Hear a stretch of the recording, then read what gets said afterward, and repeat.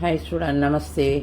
இன்றைக்கி என்ன பார்க்க போகிறோன்னா, இன்றைக்கி உஷா ஸ்போக்கன் ஹிந்தி கிளாஸில் easy daily use Hindi sentence, ஒரு சாதாரணமாக என்ன சென்டென்ஸ்லாம் நம்ம யூஸ் பண்ணுவோம், பேசுவோமோ அதை தான் இன்றைக்கி பார்க்க போகிறோம். கியா ஆப் மேரி மதத் கர் சக்தே ஹை, உங்களுக்கு வந்து என்னால் ஹெல்ப் பண்ண முடியுமா, எனக்கு ஹெல்ப் பண்ண முடியுமா நீங்கள் அப்படின்னு கேட்குறது தான். கேன் யூ ஹெல்ப் மீ, நீங்கள் எனக்கு உதவ முடியுமா.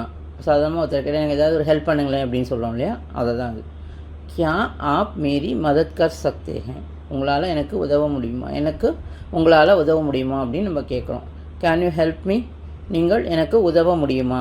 செகண்ட் வந்து முஜே யக் ஷப்த சமஜ் நஹி ஆயா, இது எனக்கு புரியல அப்படின்னு சொல்கிறோம் இல்லையா, அதான்.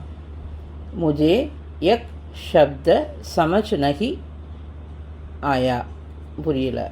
I did not understand this word, இந்த வேர்டு எனக்கு புரியலை. ஏதாவது ஒரு லெசன் கேட்குறோம், இந்த வேர்டை சொல்கிறச்சே ஒரு மிஸ் டீச்சர் சொல்கிறச்சே இந்த வேர்டு எனக்கு புரியல மிஸ் அப்படிங்கிறோம் இல்லையா, அதை தான் நம்ம என்ன சாதாரணமாக சொல்கிறோம்.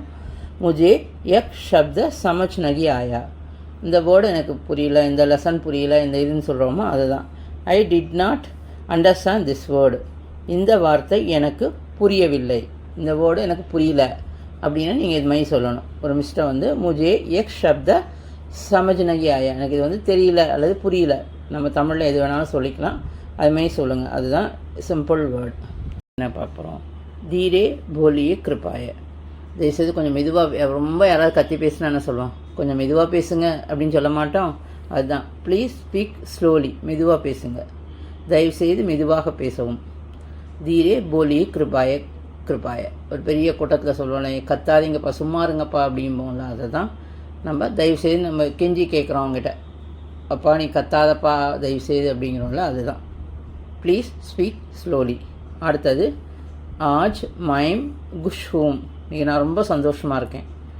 ஆஜ் mime Kush whom, I am happy today, இன்றைக்கி ரொம்ப சந்தோஷமாக இருக்குது, ஏதோ இன்றைக்கி எனக்கு வந்து ஹாப்பியாக நடந்திருக்கிறதுனால ரொம்ப சந்தோஷமாக இருக்கேன்.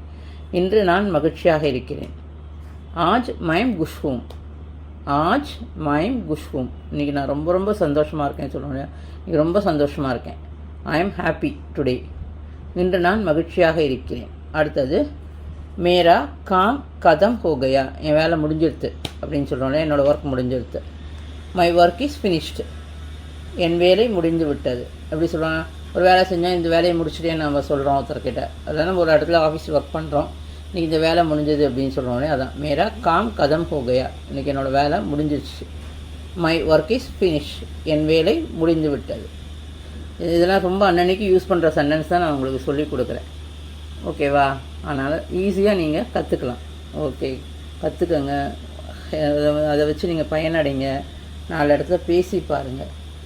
அது அப்படி நீங்கள் பண்ணிட்டீங்கன்னா எனக்கு ரொம்ப ரொம்ப சந்தோஷம். இதை தவிர எனக்கு வேறு எதுவுமே இல்லை. ஆஜ் மை குஷ்ஹூம், பகுத் குஷ்ஹூம், ரொம்ப ரொம்ப ஹாப்பியாக இருப்பேன். ஆஜ் மை குஷ்ஹூம், ஓகேவா. தன்யவாத் ஸ்டூடெண்ட்ஸ்.